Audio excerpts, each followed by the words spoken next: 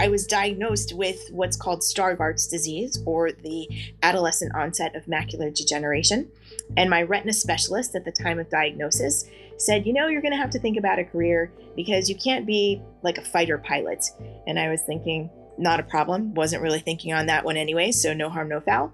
And then I said, I can't be an orthopedic surgeon, right? And he said, no, you can't be an orthopedic surgeon. I just sort of sat back as any, committed, ambitious Penn Stater at the age of 19 would say.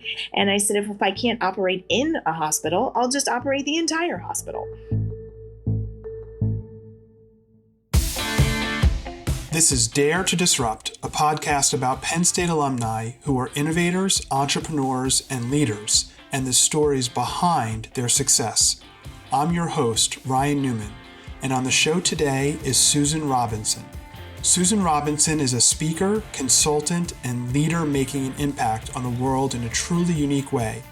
Through her corporate and conference keynote, commencement addresses, workshops, client initiatives, and writing, she masterfully blends 25 years of multi-sector leadership with her experiences being legally blind to shift thinking, elevate potential, and inspire action.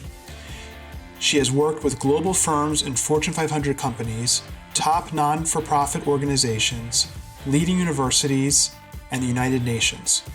Susan presented a TED Talk in 2017 entitled How I Fail at Being Disabled, which has over 1.5 million views. Susan graduated from Penn State in 1994 with a degree in health policy and administration and received her master's of public administration in health policy and management from New York University.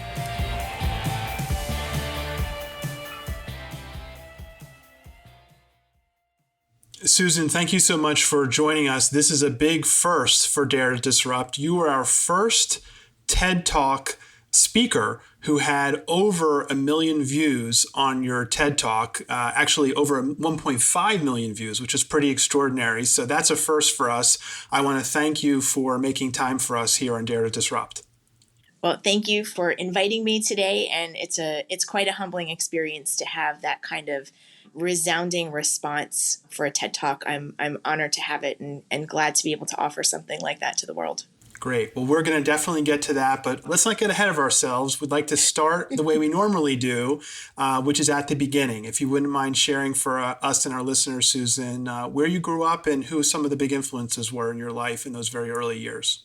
Sure. Well, I grew up in a very small town in Pennsylvania, northeastern Pennsylvania, called Berwick, and I loved it. It was a very idyllic childhood and riding bikes in the summer and going to school and participating in community things. I'm an only child, so I spent a lot of time with my parents and with my extended family. Before coming to Penn State, I would say some of my biggest influences were in my family, my parents and my grandparents. They always encouraged me to do my very best. And I had a lot of teachers who inspired academic thought and paying attention to the world and figuring out where your place could be. Most importantly, though, I have to admit that my childhood priest, Father Dominic Mamarella, who unfortunately passed away a couple of years ago, he was incredibly influential in two ways. He first insisted that all of us seventh graders took a speech class. So my first introduction to a speech class was in seventh grade. And he also loved New York City. And so when the eighth grade class graduated, in the spring of their graduation year, there was the annual eighth grade class trip to New York. And in my eighth grade class trip, that's when I fell in love with New York City and why I live here today. That is incredible. And that's also, I think, the first time somebody's referenced somebody of the religious order as being an inspiration. So that's also equally as interesting. So you have this amazing experience growing up, a single child and in this small town of Pennsylvania. How did the decision to go to Penn State arise? And what was it like when you first arrived? I went to Penn State because I applied to 3 schools. The other 2 shall remain nameless. And Penn State was the first to accept me. And I said, if they were that committed and knew that they wanted me, then surely I knew I wanted Penn State. And I accepted the acceptance. As a biology major, incoming as a first year, I was able to apply and got accepted to a summer program for all students incoming in the biological sciences. And my first few days on the Penn State campus were during the summer, so it was very quiet. There were about 40 of us. We really got to know each other, and it was very fun. And to create those relationships before the fall semester, the rigor of the fall semester starts. And I loved it. I think I was on campus for 72 hours, and I thought I really don't ever want to leave. This is one of the most fantastical places on earth. And then I got to do fun stuff like electrophoresis and go to some of the mushroom labs and have creamery ice cream every day. And I was just sold. Well, that's an amazing way to explain how quickly it took for you to fall in love for life with Penn State and more importantly, Happy Valley in general. So you're a biology major, you have an interest in the sciences. How did your educational journey and academic pursuits evolve and potentially change as you spend time on campus at Penn State? Well, there was a monumental shift during my sophomore year. I loved science. I always had loved science. In high school, I was able to witness surgeries, and I wanted to be a doctor for a very long time and had settled on being an orthopedic surgeon because I understood at the time that there were few women in orthopedic surgery. And I thought that that would be really great to break down some barriers and create equitability there, as well as to have impact on patients' lives. How fun is it to help someone walk their daughter down the aisle after a hip replacement or help someone run a marathon after a knee replacement? I just thought that could be fascinating to help people in that way. But sophomore year, I was diagnosed with a genetic vision impairment that has no correction or cure. And so my first year and a half or so at Penn State, I kept saying to my mom, Mom, I need my glasses changed. Mom, I can't get all the notes before the professor moves ahead. Mom, I'm misrecognizing people. Mom, I can't finish tests. And so finally, I was diagnosed with what's called Stargardt's disease, or the adolescent onset of macular degeneration. And my retina specialist at the time of diagnosis said, you're going to have to think about a career because you can't be like a fighter pilot. And I was thinking, not a problem. Wasn't really thinking on that one anyway, so no harm, no foul. And then I said, I can't be an orthopedic surgeon, right? And he said, no, you can't be an orthopedic surgeon. I just sort of sat back as any, committed, ambitious Penn Stater at the age of 19 would say. And I said, if I can't operate in a hospital, I'll just operate the entire hospital. And I changed my major to health policy and administration. I tacked on minors in business and economics, partly because I thought it would be very interesting to thoroughly understand healthcare from the business side of things. And I'm a bit of an overachiever, and I just thought all things worked well together. And I pursued that academically at Penn State, graduating with that degree, and really, really understanding and liking the business side of things as much as I understood and liked the science piece. So I can tell in hearing you speak how comfortable you are speaking about this visual impairment, but I imagine that must have been an unbelievably halting, challenging moment when things started to change. More importantly, to presumably have had full vision and then all of a sudden have your vision start to be impaired. Can you take, Susan, our listeners inside what that experience like of having full capability in with respect to your vision and then all of a sudden having that change for you, no pun intended, right before your eyes? Before and within, absolutely.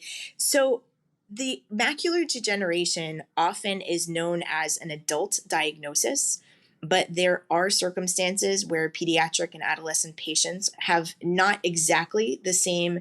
It's not exactly the same progression of disease or the same outcome, but there are a lot of similarities, and scientifically, biologically, it's very, very similar as well.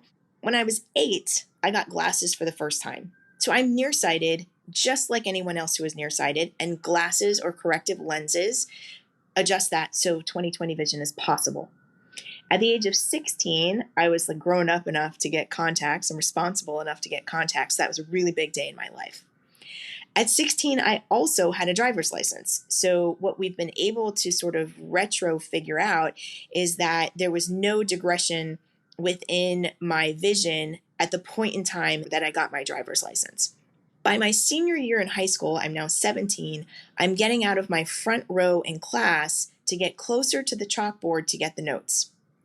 And the running joke was, "Oh, Susan, you need your glasses changed again." And I have a pretty strong prescription, so I had very thick glasses at the time. And thank goodness for technology that makes the lenses thinner these days. But the running joke was, "Your glasses are going to get even thicker." And so what we think is that that was the beginning.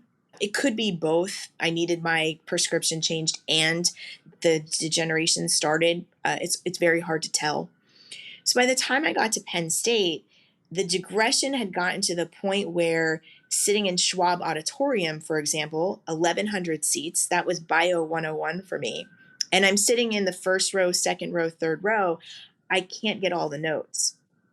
And it was just curious to me. Why was this not possible? I remember being able to get all of the notes before. And so I was more perplexed and looking for a solution to this problem. And the easiest solution was, I need my glasses changed. And that's why my comment to my mother was pretty consistent. "Mom, I need my glasses changed. I can't get all the notes before they get switched. Mom, I need my glasses changed. I can't finish tests." And I'm watching other students complete tests so quickly, and I'm not done in the total amount of time, where a lot of other students were done in half the amount of time. So again, it was just, it's curiosity. What's going on here? This doesn't make any sense. But I remember walking across the hub lawn, and I called out to someone who I thought was someone I knew. "Hey, Sherilyn, how are you?" And as the human being that I thought was Sherilyn got closer, it wasn't Sherilyn.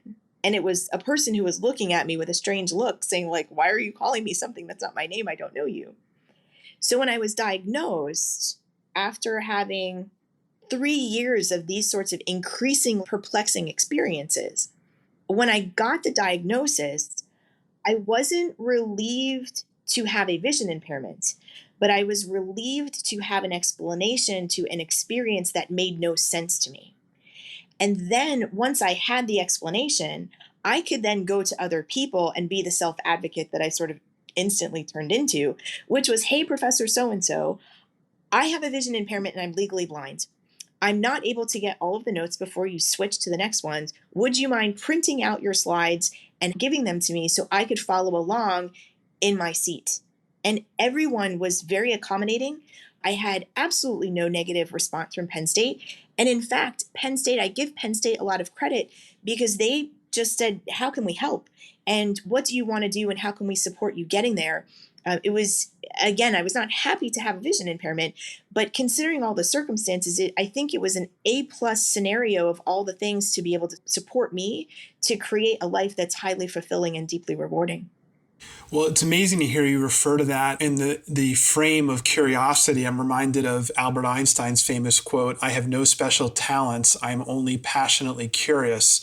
It's clear to me that that curiosity extends to you as well, Susan. And credit to you for advocating for yourself to find out how to be adaptable. I assume adaptability really is the key word here, and welcome your thoughts on expanding on the role that adaptability and other related words played in your success in college. I would say adaptability is one of the focal points of my day-to-day experience without thinking about it in that term. For me, I just do what I need to do in order to figure it out. The world is created for and by the 2020 sighted, understandably so. And it's possible to do things differently and to have success differently. You just have to kind of figure it out. And to your point, I think that's where the curiosity also comes into play. How I navigate the world is not unavailable to 2020 sighted people. It's just we process the world differently. So, for example, if I'm in an airport and I'm looking for gate 14, the first thing that I'll do is look for the change in gate 9 to 10, because for me, it's a single digit versus 2 digits. So 2 digits is twice as wide as a single digit. So first I look for gate 10. For me, 10 looks sharp on the left and round on the right, which would indicate the numbers 1 or the numerals 1 and 0. And so I then am looking for the next gate. And what does it tell me? If it's two sharp items, I know it's gate 11 and that the gates are going in sequential order. So I just need to go 3 more, 12, 13, 14. If the next number after 10 is sort of round at sharp on the left and round at the top and sharp on the bottom, I've got gate 12. So I have gates that are even on the left and odd on the right, or even on one side and odd on the other. And so I need to find gate 14, continue where I'm going, but it's just one further gate after 12. So it takes a lot of words to explain. And when I do, I often get the response from 2020 sighted people saying, oh my gosh, that's just so much. It must be exhausting with your vision. It's not, it's just the way that I do it, because how I do it is not typically what a 2020 sighted person would do. But with macular degeneration, what's interesting to me about it is that the center of my retina is gone. Those cells process static and detail. And so I'm left with the peripheral, I just saw something out of the corner of my eye part. And those cells are designed to see things in motion. So it is possible for me to see something move quicker than a 20/20 sighted person. So once I was in a public place, I saw something moving on the ground and I just jumped, because I don't know if it's a quarter, a bottle cap, a roach, a mouse. So I just jumped out of the way. And the person next to me was like, that's just a bottle cap. What were you jumping for? So it's indicative of what I can see. But since it is football season, I'll share that with my dad. I can see false starts and offsides quicker than my dad can. And he said to me once, you said you couldn't see. To which point I responded, you said you could. And so one of the things that I like to offer is that someone with a vision impairment, or even someone who has no usable vision at all, just process the world differently. We're able to exist in the world very successfully. It's just our process might be different, and it's a good thing. There are skills and characteristics that I've cultivated as a result of being vision impaired that sometimes are pretty helpful assets to a team, and it's great to be able to offer them when the time is right. Well, that's really incredible. And we're going to have more opportunity to hear about that when we talk about your foray into the world of TED Talks. But before we get ahead of ourselves, you said a very entrepreneurial comment. You said, well, if I can't work in the hospital, I might as well try to get the job to run the hospital. So health policy and administration. Can you talk to us about, after graduation, what were some of your initial thoughts about launching your career, and where did you where did that path take you after graduation? Sure. Well, to get a degree in health policy and administration from Penn State, you have to complete a 3-credit non-substitutable internship. And I did mine at the New York City Department of Health and really got introduced to big city healthcare and the importance of the governmental structure within that healthcare ecosystem. I then worked at an orthopedic and rheumatology hospital here in New York. So interestingly enough, it came full circle to working with orthopedic surgeons and supporting them and supporting patients. And I did a lot of patient navigation at that time, amongst other things at the hospital. It was very, very interesting work. And I really liked working with patients and supporting the best possible health outcomes that were available. From there, I moved to an organization that provided a medical home to medically underserved and homeless children and adolescents throughout the country by mobile medical unit. And it was such an interesting concept to be able to see a doctor's office on wheels that provided care to the people who needed it most. And it was in rural places and urban places, and where one car for the entire family. And so the mobile medical unit would drive 90 miles in order to deliver care. And there I learned, you mentioned entrepreneurialism. This particular organization invested in EHR before EHR became a thing, because it was much easier to have technology on the mobile medical units than schlep every paper patient record that you had, not knowing who might walk in as a walk-in to the mobile medical unit that day. In that role, I also did a disaster response when Hurricane Katrina came through Louisiana and Mississippi. I did a lot of event planning. I did a lot of pulling organizations together in coalitions on a national scale. It was really a phenomenal role and my first entry into senior leadership. From there, I went to a volunteer health organization where I was responsible for the entirety of mission delivery. So I worked on patient services, patient education, policy and advocacy, and a basic science research awards program that was all national in scale. Along the way, I picked up organizational turnaround skills and came to find that my mind really does work effectively at that executive leadership, that enterprise-wide level. And working within the healthcare space was just very interesting to put all those pieces together. I was recruited over to the corporate side and I worked in the pharmaceutical industry for a while. It was very interesting to learn there because on the not-for-profit sector, you spend a lot of time making requests for funding. And on the corporate side, you do a lot of work in saying yes to those requests or saying no for certain reasons. And being able to understand and then translate between the two sides was incredibly fascinating. Once I wrapped up in the pharmaceutical industry, there was a 22% worldwide workforce layoff, from which my entire team was a part of when there was a franchise shutdown.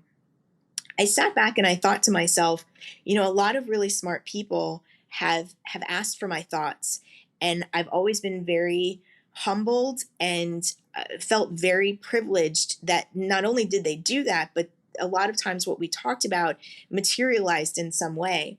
And so I decided to hang my own shingle, as they say. I launched a consulting business, and that's evolved over time. Initially thinking about how I can work as teams, and then thinking about maybe how I could be more of an executive business partner. And I've worked on some really interesting projects over time, initially within the healthcare space, and now a little bit more. And then when my TED Talk came out, it added a layer to my career in what I do, into leadership and speaking and advocacy and talking about creating possibility for people who don't often have that opportunity, where folks are judged for what they can't do as opposed to what they can. And so it's really fun to help contribute to a world that's increasingly becoming inclusive, and how we can shape mindset and even reframe some of our own definitions to make sure that opportunity is as broad as possible, so as many people as they can contribute their very best at work and also at play, school, and home.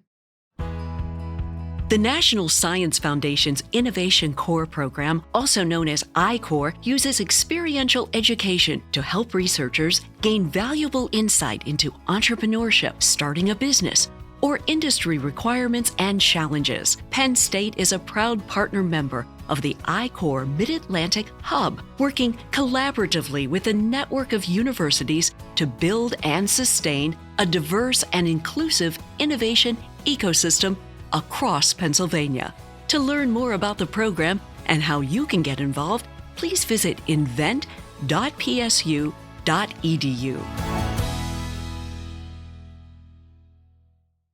Let's do a deep dive into the whole TED Talk experience. I think our listeners would be really interested to understand how all that came about, your preparation, the execution, the result. Take us through that right from the first inkling of how TED and the TED Talk conference came on your radar. So I think this is an interesting story, and I appreciate the opportunity to share it. Throughout my career, many people have said to me, "Wow, how do you do that? And you're legally blind." And initially, I thought to myself, "Oh, you silly, fully sighted people, you'd do the same thing if you were in my shoes." But the comment kept coming from disparate groups within my work life, and even as I changed jobs, new people that I met kept saying the same thing, and it just became very curious to me. When I launched my consulting business, the same thing happened, but it included leaders within organizations that were designed to support people who are blind and vision impaired. And I sat back and I thought, if people who are representing this group are also wondering why it's so surprising that I could be successful, I really have to reshape the thought that 20/20 vision is the linchpin for success. And I, truth be told, was getting a little frustrated with a couple of people who I was interfacing with at the time, who were just so insistent that I accept the label of disabled and what that meant to them. And there was sort of no negotiation on their side. And I sat back and had very frank and direct discussions with them saying, look, I have a master's degree and you don't. Not because I think I'm better, but just as one specific outcome. You have 20/20 vision. I don't. You're telling me that I'm disabled, but I have an academic credential that you don't have. And so how does this play out that somehow I need to take on this label that clearly what's embedded in it is disabled. And the word disabled in the English language has diametrically opposed meanings. So it takes something that's perfectly fine, but it deliberately is interrupted to make it not work, like a disabled alarm, or it means something that's not capable of functioning for what it's been designed to do without intervention to fix it, like a disabled vehicle at the side of the highway. So my confusion, leading to my curiosity, is why is someone else's definition or what they think the word means when applied to me, why should I accept that? So sort of brewing with all of this over about 18 months, I was a little late to dinner with a friend, and she was there first. And as I was putting all my bags and taking off my coat, she said, "How are you?" And it was sort of the question of the moment. And I just sort of laid everything out for her with great gumption because I was so frustrated. And at the end of my monologue, I'll call it, I said, "You want to call me disabled? I'll tell you what, I fail at being disabled." And the words just came out of my mouth, and I sat back in my chair and I said, wow, that's a really good title for a talk. The very next day, a dear friend who was aware of something called a TED residency, it was accepting applications for its second class. And he sent me the application and he said, "Oh, you have such really innovative ideas, very TED-like. You should put put some of your public health work into this application and send it in and see if you can get the residency," which was 4 months at TED and concluded with a TED Talk. And I said to him, "I have a better idea," because in as much as I got all my frustration out at that dinner, clearly I was hanging on to a little bit of it. So I took this concept of how I fail at being disabled. I put my TED residency application together and they said, "Hey, why don't you come join us?" So for 4 months, I spent every day at TED with 19 amazing human beings working on incredible world-shifting perspectives and projects. We all gave our talks that night, all together in one night. And so we worked on our project during the residency, but then we also worked on our talks. And since your question was a little bit more specific to the talk, it is rigorous. The talk that you heard was probably the edited version after 250 to 300 edits. It is a process that encourages you to step so far outside of your comfort zone, but yet stay so authentic to who you are, and finding the balance point of those two things with as many people who you would like to ask giving you an opinion on your draft. It's an incredible experience. And then you stand on that big red dot for the first time, and the practice that you've done on your 187th version that you can spit out pretty quickly, all of a sudden you can't get the words out because you're standing on that big red dot and you know how important it is, and you know that you have an opportunity to really impact people in a meaningful way, and it's humbling to the point where you get to be a little speechless, which I was. But you get through that and you continue to practice, and we were in a space where we were all so very encouraging of each other and of ourselves. We all wanted to do a good job, and we all wanted all of our other fellow TED residents to do an exceptional job as well. But there were 2 sentences in my TED Talk that I could not get out without them coming through the wood chipper, is what I was calling it. And so I remember the week before my TED Talk, I was up until 2:00 in the morning pacing my apartment, saying those 2 sentences over and over and over. And I would also walk the streets of New York with my headphones, sort of presumably listening to music by external folks' point of view. And all I was doing was repeating my talk over and over and over. So I'd call someone and say, "Do you have 6 minutes?" And I would give them the talk. And then they would say, "Hey, how you doing?" And I was like, "I don't have time until after my TED Talk is over, but I'll call you back." And so it was practice, practice, practice, practice. And then what resulted is what you saw on video. Amazing. And just the title itself, how I fail at being disabled. I mean, that in itself is so thought provoking, to your point about driving not just your own curiosity, but the curiosity in others, and the results speak for themselves. So you give this amazing TED Talk, and obviously once it's in the can, as they say in the industry, you have no idea how it's going to be received. So what was it like after you actually did the talk until the time that you saw the reception take hold, and what was that experience like for you? Oh God, no one's asked me that question before. So I was honored to be selected for TED.com. And when I found out that my talk would be featured on TED.com, I was bursting. But there's no one to tell. It's important for the talks to come out as they do. And so my parents were very proud, and a couple of mentors were very proud. But you're just waiting. You're waiting for your talk to come out. And the talks change at not a specific time every day based on my understanding and experience. And so it was my day, and I was just waiting for the talk to change. And then the talk changed and my phone blew up. I've never received so many text messages in a 15-minute span of time. Friends took it and threw it all over social media. Organizations around the world put it on their sites.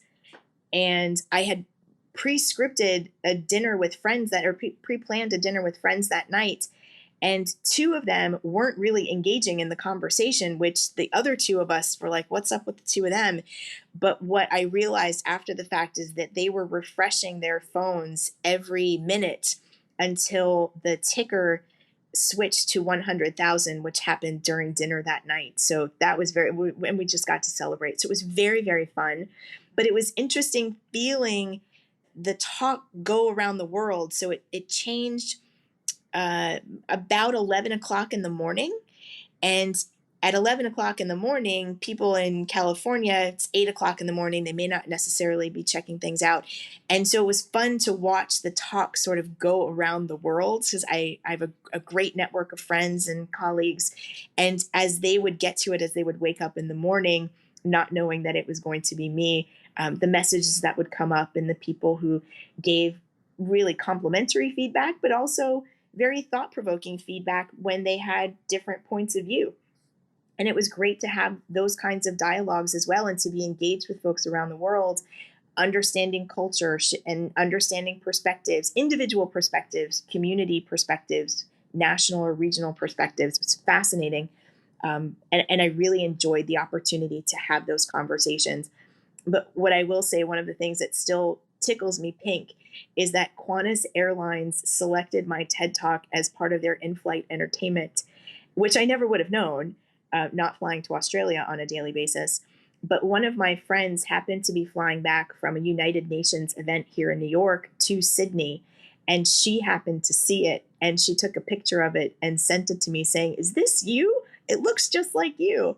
And so it was fun to learn that way. And I tweeted at Qantas, which was really fun, to say Flat Susan is on her way to Sydney, and 3D Susan hopefully will come sometime soon. That's fantastic. So you have this amazing experience with this TED Talk. You explained how it really caused you to shift how you thought about what you were doing from an entrepreneurial impact standpoint. Can you just take us through the evolution of your way in which of interacting with the community from a financial perspective, from a business perspective, what that journey's been like, and how that pivot has occurred for you?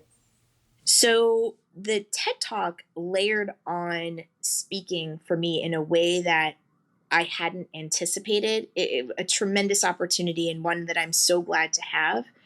And it's interesting where people see the talk, and then sometimes their next question is an email to me saying, "Can you come keynote our conference?" So it's interesting being a speaker, and I enjoy it very, very much. However, I'm also coming to that role as a person with senior and executive leadership experience. So my work in that space is really partnering with clients to make sure that what I'm there to do is supportive in what they're trying to achieve. So I have some general themes that I talk about, but not canned scripted speeches per se. I really like to make sure that when I'm being brought in, I'm being very complimentary to the framework that I'm stepping into.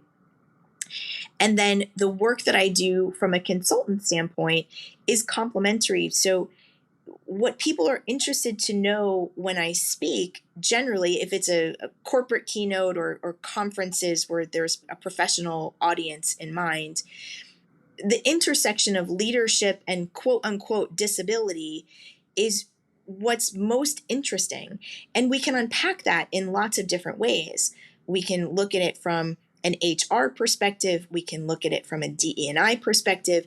We can look at it we get it from a strategic point of view, but how do we tactically implement things that actually work? And I like being a thought partner for clients in that way. And then sometimes it's just pure leadership. How can you be the best leader? We have sort of rumble strips in our career as we transition from student mindset to professional mindset. Those are two really different things. And then when you shift from individual contributor to being a manager, those are different skill sets, and then manager to leader and leader to governance. And I love all of those kinds of roles, as well as the progression from one to the next, because we assume that someone who perfectly knows how to make a widget can then supervise 12 people who also make widgets. And that person certainly has the subject matter expertise in order to convey, they have the knowledge to convey, but do they supervise all 12 people the same way? Do they support all 12 people the same way? Do they convey the information in a way that each of the 12 can hear? And so it's really a different job. So to be able to offer that in a meaningful way, I really enjoy, and I'm very, very grateful to have the opportunity to do that. But then to have the add-on of extracting people's surprise that someone with a vision impairment could do that work is incredibly meaningful and significant and fun, because that's when we start to create opportunity for everyone to bring their best to the table. I often share with clients, and I always talk about Penn State. I've talked at Penn State at the UN stage, and you give me the opportunity, I'm talking Penn State. And I talk about football. No one ever says to a center, you're not quick enough to run down the field and catch the ball, so you can't be on our team. And no one ever says to a wide receiver, you're not big enough and strong enough to be the center, so you can't be on our team. It's the composite of all of the best strengths that create a winning football team. And that's what we know and love as Penn State. But in the business space, if someone has a disability, why people think someone people think someone in a wheelchair couldn't be a CEO. I'm not sure why that is. And I really enjoy the opportunity to reframe the mindset so that someone who has the capacity to be a phenomenal CEO, wheelchair or not, has the opportunity to do so. Well, it's really extraordinary, Susan, and I want to thank you for taking time today to share your perspectives, and more importantly, really to give our audience an education of what it means to really achieve your full potential, as you've really exemplified both in your career as well as in your speaking prowess. I'd now like to take a moment to hand things over to a current Penn State student who's in the midst of her own entrepreneurial journey and is very active within the Penn State entrepreneurial ecosystem. Belle Peterson is a junior studying biobehavioral health with a minor in global health and is currently preparing to apply to medical school. She's the co-founder and senior health analyst at Apeo, an electronic health record platform that works to expand psychological and psychiatric care by streamlining the diagnostic process and identifying patients with complex medical histories. Now I'll turn it over to Belle. Hi, yes, thank you so much for having me. I'm so grateful to be here and to have the opportunity to learn more about you, Susan. I wanted to start off by touching on that passion that you've kind of been expressing during your time with Ryan for the healthcare field and how your diagnosis impacted that. So, for many individuals, including myself, we can't picture ourselves doing anything else but working in medicine. And you mentioned your original dream of wanting to become an orthopedic surgeon. And then after receiving your diagnosis, you pivoted and decided to work in business administration, health policy administration. Do you feel as though you've been able to receive the same fulfillment in like health policy administration that you sought in practicing medicine? And if so, what does that look like for you? What a fantastic question, Belle. Thank you so much. Thank you. I don't know if they're the same, but I think that they're equitable. Having had the opportunity to be in an OR, to be around patients, to help or support someone as they're trying to achieve something just to feel better. I think physicians and clinicians, physicians, nurses, nurse practitioners, nursing assistants, I think their role as clinicians is fulfilling because the direct result of their intervention is often readily apparent. And I think that that's a really unique opportunity and something that is incredibly fulfilling. Coming at it from the administration side, and even a philosophy I've had with my staff, my teams, my interns, my role sometimes is clearing out the pathway. So almost like using a broom to brush away all leaves that have fallen down so that my staff can follow through and with ease do their jobs. So in the healthcare space, my roles might have been one step or ultimately 3 or 4 away from the patient. But in working together as a team, we all were patient focused. So I think it's a different kind, but I think it's still very equitable. Now, I think about if I were a surgeon, how fun it would be to be the person that helped someone walk their daughter down the aisle. But being part of the larger team doesn't change the goal, and the outcome is still there. And I enjoy being a part of that. That's wonderful to hear. And it sounds like you really have gotten that fulfillment from your experiences. I think so. And I also think like you got to know your strengths. And if we go back to Penn State football, the center, I imagine the center isn't having hopes and dreams of catching the touchdown, the game-winning touchdown.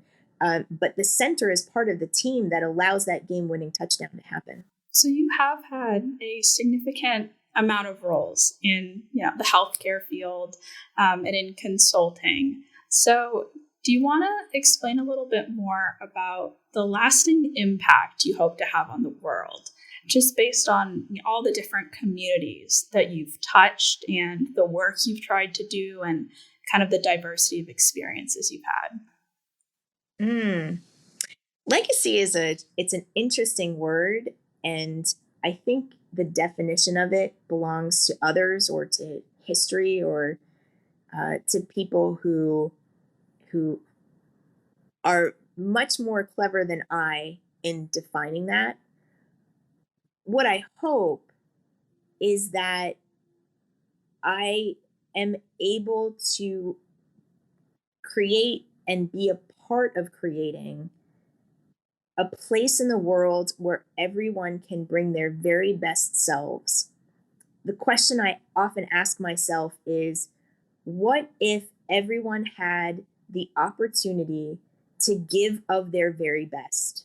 What if 100% of a board, of a company's employee workforce, of a community, of a school, what if 100% gave 100% of their best 100% of the time?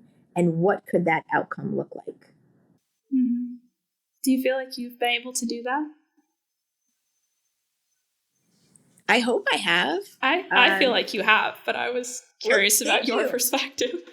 I'll take your word for it. I have to admit, I don't think about it very often. Mm-hmm. And if my mentors were here, I think they would be chuckling a little bit, saying, I'd rather be using that time and energy to focus on the next thing that I need to be working on. What I do respect and acknowledge is the feedback that I get from others. So, for example, I had a speaking engagement yesterday, and there were about 350 people who joined virtually, which is really quite an incredible number, all things considered. And the comments and the feedback in the chat and the feedback, the questions that were coming through were very inspiring to me, because I could feel the energy in the room building, and I could feel the firing synapses and the possibility that people were able to see. And they gave me feedback saying like, thank you so much for inspiring this. And thank you so much for sharing that and reframing and redefining and asking us to think differently. I'm humbled by the feedback, but I'm more excited that that happened, because if I'm the only one that's doing it, it's not enough. But if 300 more people are doing it too, it's creating a world that's even more inclusive and creating more space for everyone to do their best. And that data point is much more interesting to me to say, great, that's now we've got momentum in that direction. And now I can move on to the next one to create more momentum there. So it's less about feeling complimented and more about knowing that the right thing landed the right way, and now I get to do it again. Of course. So you mentioned that in that talk, there was a lot of feedback and new ideas and perspectives. And with that, I would assume that you take that and you consider it, and maybe you act on it. You have a change in your life that is constantly happening as you continue to have new experiences and kind of explore their perspectives. So going off of that, do you feel like your focus has changed throughout your career and through these experiences, getting to meet so many different groups of people, especially with such a diversity of thought? The focus has changed. I think about my first job out of graduate school, and the language that we use now is patient navigation. And it was super exciting, and I loved it. I loved making sure that there was not a single barrier to care for a pediatric patient who needed it. I loved that. And I also grew. My curiosity always wants me to do more and more, and what's the next thing, and what else can I learn, and what skill can I develop. And I'm very appreciative for those early building blocks. And then growing in my career, being responsible for budgets, learning how to do budgets, planning conferences, creating an opportunity where communication needed to be crafted so that lots of people in the room understood what was important to be conveyed and what the important takeaway points were. Disaster response, again, getting back into that patient support. When hurricanes blow and wash everything away, supporting other people and developing their career, taking on 20 Penn State HPA interns in the past 3 years and really digging in with them. What do they want to do? How can I help them get to their dream jobs? So for me, in some ways, it's been iterative, but I'm always looking to make sure that the next version of whatever we're working on is there, and that we don't become stagnant. So a number of years ago, and coming out of my TED Talk, I was talking about people's general responses to me when I tell them that I have a vision impairment. And I talk less about that now because maybe I've said it enough. Maybe I've gotten bored with it. I don't know. Some of the stories I still tell, but the framework is a little different. But I'm much more focused on, we still know that these responses exist, and how can we change the mindset? Just telling the story of my experience doesn't necessarily help someone else in a decision-making leadership capacity create the broadest diverse space for hiring. So if that's the refined problem that we're trying to solve, how can what I contribute help to solve that problem? And when you talk about, expanding that diversity and inclusivity and equity, I would imagine that while you've been trying to do that, you've encountered a great deal of inequity and of hardship, whether it was directed at you or perhaps someone that you were working with, a population that you were helping to support. How do you navigate those hardships and those frustrating moments and still maintain your mental and emotional health to avoid burnout and to continue doing the work that you're so passionate about?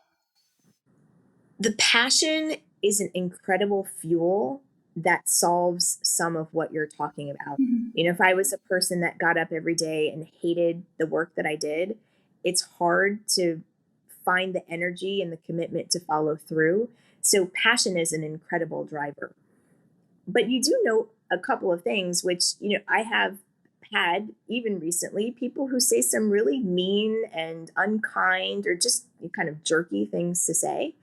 And over the years, I think I've developed a sense of humor that helps to disarm that. There's no point in creating an argument, but in the same way that I joked with my dad about the offsides and the false starts, you said you couldn't see.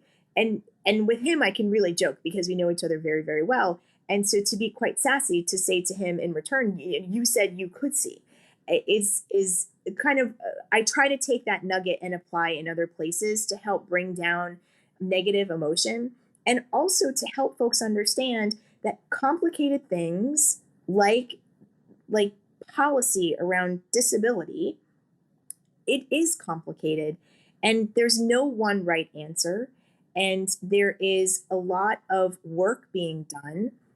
We don't have the full playbook yet. We're all working it out together, and it's okay. But also, if we're going to highlight how to move things forward more, we have to acknowledge that there are some thoughts, some embedded thoughts, some inherent bias that once we talk about it, we can move it to the side, but we have to talk about it in order for it to be moved to the side. And so navigating those conversations sometimes can be a little delicate. That's where I think that the humor comes into play. And it seems to be very successful for me so far, and hopefully it continues. Mm-hmm. It's a beautiful sentiment. Thank you. My last question for you is, would you be able to share with us something you wish you had known prior to going into the industry and into your career? Feel free to share any pieces of advice that you think others interested in healthcare or with similar experiences to you might benefit from knowing. I wish I knew a lot of things before I went into my career. That's a very good question. I think I'll answer the question in two ways, if that's okay with you. One is there's no way to enter a career with all of the skills that you will need in order to be successful at the end of your career. So you have to start somewhere. And if we're focused on perfection, we'd never get going in the first place. So whatever you're cultivating as a student, as an early career, as a career shift, if you're mid-level and you're just sort of trying to continue in a career, always keep learning, but there's no way to get it right from the start or all the time, quite frankly. But if there's one thing that I would have liked to have known, it's navigating a career growth. We change jobs, we grow out of jobs, we find new opportunities, we career transition sometimes. I've met plenty of people that were in finance and came to healthcare, or were in manufacturing and went to film. I think it would have been nice to know that there is more support for the fluidity of development of a career than sort of the pressure that comes with the language of, now you've graduated, now you have to get a job. It's a very important statement, but it's, to me, in my experience now, it feels very two-dimensional when living it is very three-dimensional. And I wish I would have known that going into my career. I think I would have been a little less stressed out and amped up. I would have been a little bit more chill about it, I guess. Of course. Well, thank you so much. It has been an honor to get to interview you and learn more about you. Pleasure. I've really enjoyed our conversation, and I'm just delighted to be included in the podcast.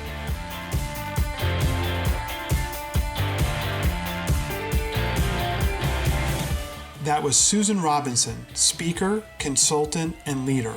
If you have not already, be sure to subscribe to Dare to Disrupt wherever you listen to podcasts, and look out for next month's episode. Thanks for listening.